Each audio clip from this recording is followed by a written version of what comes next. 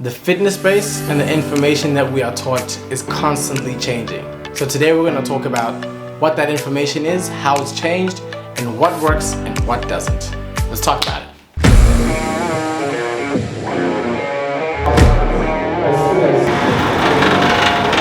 It's just a little bit harder. How did you make the time from being put?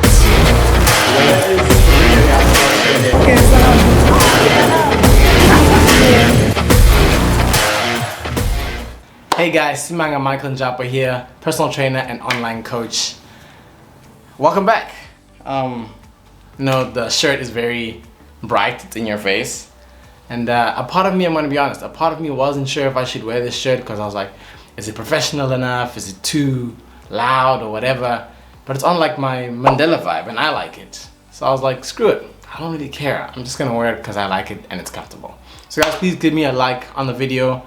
Please be sure to stay to the end of the video because there's a lot of points that I'm going to give you guys on the different eras. So the way I'm going to structure this video is there's going to be one for the 90s, 2 points for the 90s, 2 points for the 2000s, 2 points for the 2010s, and the 2020s as well. So it's going to be 4 eras, but basically in the past 30 years of the fitness space, and we're going to go through some of the trends in each.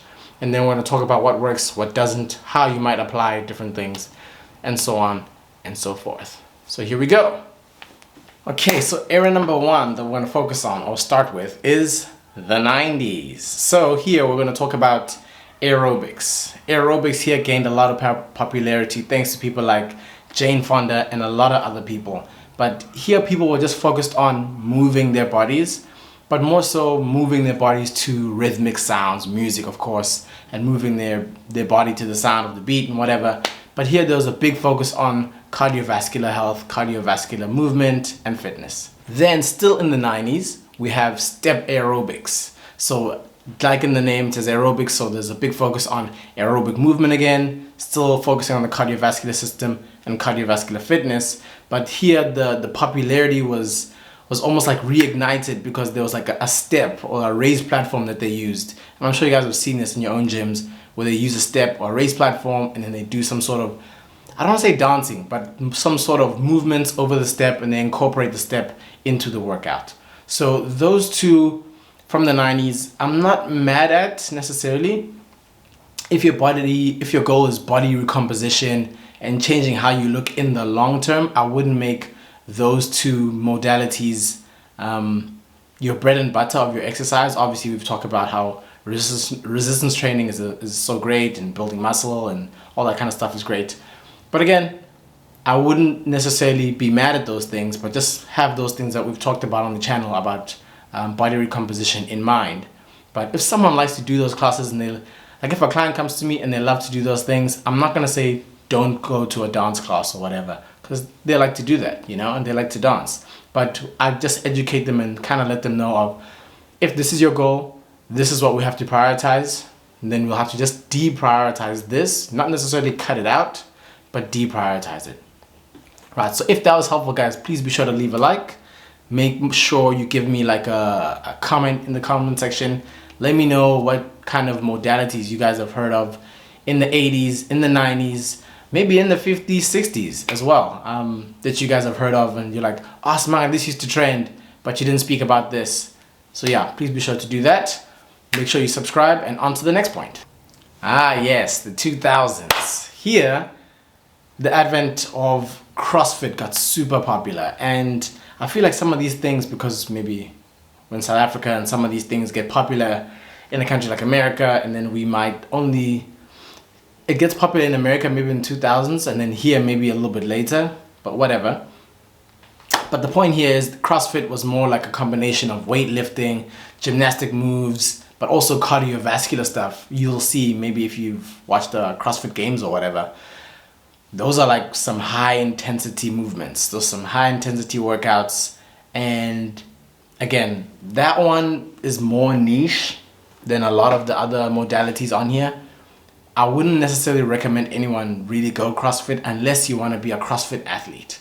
Like the way of training, the way people who are CrossFitters and they take CrossFit seriously, the way they train, and how high the risk of injury is compared to other exercise modalities. CrossFit is it's not child's play. Obviously, you can still look great. You can still do what you need to do and feel get all the benefits of exercise through something like CrossFit. But it's not one of those where I'd be like, yeah, go for it. Do CrossFit first. You know, there's a lot of nuance to CrossFit. Okay, the other one, still in the 2000s, are boot camps. So boot camps also got super popular in the 2000s. Those are more like military style workouts, combining functional kind of workouts where people do normally in an outdoor setting. And these also kind of tend to be a little bit intense. They kind of almost have circuit kind of training in them. That one kind of reminds me of a grade class. And a grade class, I'm not super mad at, but again, if your goal is body recomposition in the long term, it's not necessarily something that I would recommend for someone. Obviously, if you haven't been doing anything, some activity is better than nothing. So there's nuance there, like everything, but I wouldn't super like recommend it. So I'm not saying it doesn't work. It's just that there are certain considerations, and if you are a person with certain goals, the modality might not fit those goals, or where you are in your age or your journey, or where you're trying to go in the long term. So just stuff to think about. Right, next we have the 2010s. So in the 2010s era, one of the biggest movements or the shifts was HIIT, high intensity interval training. This type of modality was super popular in the 2010s and kind of focused more so on intense workouts where someone would have an increased burst of force or output for a short time, and then they would rest a little bit, and then they'd do it again, but at a really intense and high level. And like I said, with this one, I wouldn't necessarily recommend this to a lot of people because it takes a lot out of you in terms of recovery, but also if you're a beginner and you kind of do this kind of stuff, it's gonna chow you in a nice way. That's what I'm gonna say, in a nice way. Not to say that no one can use HIIT. Obviously, a lot of people have used HIIT, seen benefits from HIIT, but it's, again, there is nuance to it, but not one that I would recommend for everyone. Also focuses on cardiovascular fitness and cardiovascular health, which are still good things, but like I said, there is nuance. The other thing that also got or rose to popularity in the 2010s is wearable technology. So devices like smartwatches, other devices that we just use to track steps, track activity, track little things that move the fitness space in such a way that people got more focused on numbers. That almost like in the what we were just talking about, almost like in the HIIT training world where people were focused on burning calories. So when people were focused on burning calories and then watches come about, now people can track their calories. Now people are like, okay, if I burn 500, I want to do 600 this week. Or they see janitor or Jane from, why did I say janitor? Jane from down the street, and she's doing 600 calories. Now they want to do 700 calories. So they're like, I'm just as good as Jane, or I do better than Jane, you know? So I'm healthier than Jane, I'm fitter than Jane. So that's just kind of like the incorrect way people have kind of used those things. But back to the point, wearable devices have almost shifted our focus from a cardiovascular, just moving to the beach, just sweating a little bit, and that's exercise and I feel okay, to a more data-driven approach to fitness where we track things, we look at things, we try and improve things over time. And sometimes we might track too much to the point where we forget that it's mostly about improving our lives more than about numbers. Numbers, I'm a numbers guy when it comes to fitness, so of course I love them. But the overarching message of fitness is just to be better, to live a better quality of life. And numbers comes into it, but it's not the focus. Okay, so I sometimes feel like we get it lost there a little bit. So wearable devices definitely work. They definitely help people be more aware, like myself when it comes to steps, heart rate, my sleep, little things like that. But again, don't make those things like your God, you know, because these things are a little bit off. Some of them more off than others, but they're just there to make you aware. Okay, so they're there to help you, Okay. Next. I love this one. Virtual classes. So virtual fitness classes got super popular in the 2020s after the pandemic. For obvious reasons, most of us couldn't get to gyms. So many of us were lost and we didn't know what we were gonna do. And it's kind of crazy how it's 2024 now, and like there was a time where we were at home, like most of us, if not all of us, and we didn't know if it was ever gonna end. You know, it was supposed to be 2 weeks, and then it became 2 months, and then whatever. But anyways, back to the point. I'm drifting. Virtual classes got super popular at this time because people still wanted to keep in shape. They still wanted to do something. They still wanted to move, but from home. So a lot of fitness professionals had to diversify themselves and become online coaches and have virtual classes where they could either see people that they used to train or get new people or still want to help people, but they couldn't go, you know, to someone's house, or they couldn't go to the gym. So those things got super popular around that time. And I'm a big fan of those things, not just because I'm an online coach, because I know the value that they can bring. Now, do these classes work or not? That's the big thing around the video. Do these things work or do they not work? Virtual fitness classes absolutely work. I would say that, again, if it's a virtual grid class, there is nuance. If you did nothing before and you do a virtual grid class, it's still better than nothing because you're doing more than you did before. But again, not a super great solution in terms of where you want to go long term if you want body recomposition changes.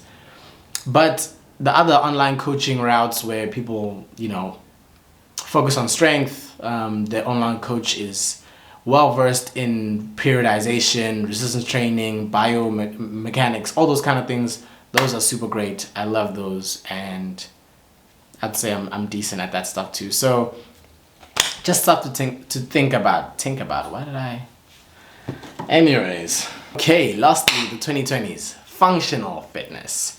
Now I see functional is a little bit funny because I think people kind of lose what functional is, and functional just basically means these are movements that help you get better at real life situational movements. So movements like your squat, movements like your push-up, movements like your dip, movements like your deadlift, those are functional moves because in real life there are moments or twisting or whatever, those are movements where you'll have to do that in your actual life. So they are functional in that way.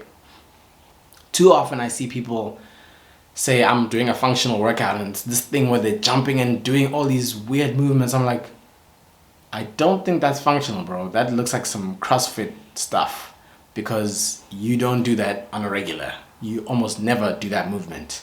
So yeah, it's a bit irking, but functional fitness, when it's taught correctly, is amazing. It's one of the best modalities of exercise because it's functional. You know, at the end of the day, we can do all these other crazy type movements, not crazy, but like other movements that are super efficient at building muscle and whatever, which is good if you're trying to body recomp, you're a bodybuilder, whatever. But at the end of the day, we're all functional on some level. We all need the functional. So if you get better at the functional and have all those other things in there, you're winning 100%. So I hope that helps. Those are the categories for the last 30 years of fitness. I could have done more, but I think the last 30 years of fitness kind of covers a lot of the big ones and the kind of trends and what works and what doesn't work and why there's nuance to all of it. So please be sure to leave a like for me, guys. Leave a comment in the comment section. Maybe I left something out that you're like, Simanga, this one trended and you didn't speak about it. So yeah, just leave that in the comments for me. Please do subscribe. Again, like I always say, and I have been saying, we have been working on something called the Starter Pack program, and it's going to be launching very soon. It's made for the beginner. It's tailored for the beginner to help them bob and weave through the fitness space and know exactly how to get to their goal and how to start their journey so that they prevent injury, they get to their goal as fast as they can, and they have access to a professional like myself. Right. Thank you so much. Leave me a comment. Tell me what you think about my Mandela shirt. I like it. I don't really care if anyone else doesn't like it. I will see you guys in the next one.